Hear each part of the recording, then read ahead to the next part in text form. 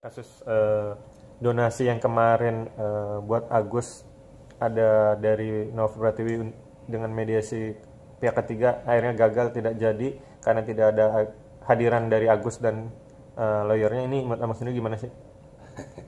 Kembali lagi Novi ya.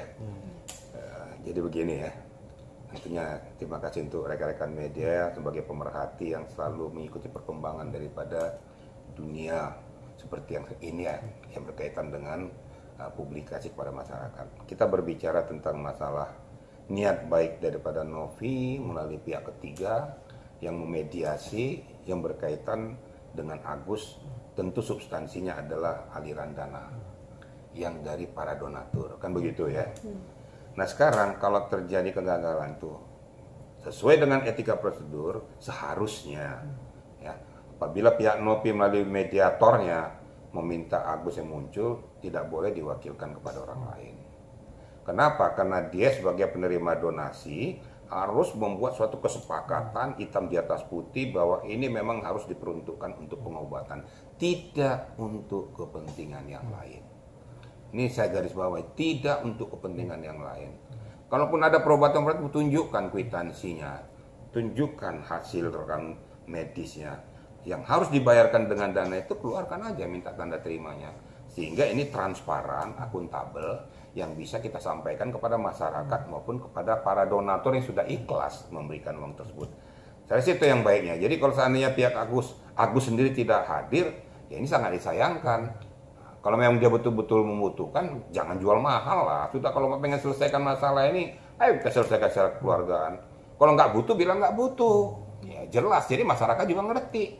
Kalau memang butuh, ayo melalui pihak ketiga tim mediasi biar tuntas masalahnya. Masyarakat tahu, peruntukan uang juga tahu, hasilnya tahu, pertanggungjawabannya juga tahu. Gitu loh kira-kira ya. Bang, tapi akhirnya Denny Sumargo mungkin agak kecewa gimana gitu karena tidak ada pihak Agus yang datang saat mediasi yang kemarin. Akhirnya dia buat polling lah, dengan buat polling, dan ternyata polling tersebut dari ribuan yang donatur cuma ada 7 atau 9 polling, atau sekarang sudah berubah lagi, yang bilang oke, duitnya kita tetap kasih Agus cuman senilai 750, atau sekarang mungkin sudah berkurang mungkin ya, kita belum lihat lagi, dan selebihnya bilang buat kasih ke orang yang paling membutuhkan saja, yang benar-benar membutuhkan. Ini gimana Bang? Jadi donatur kan ada haknya juga, dia merasa kecewa juga dengan Agus. Gimana Bang? Polling ini udah tepat belum sih Pak?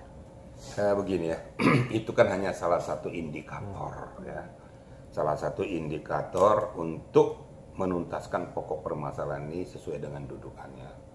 Tentu Denny Sumargo sebagai penggagas di podcastnya juga punya hak juga dong untuk berbicara, karena dialah yang menyuarakan tentang masalah ini sehingga para donatur dengan ikhlas rela untuk menggelontorkan.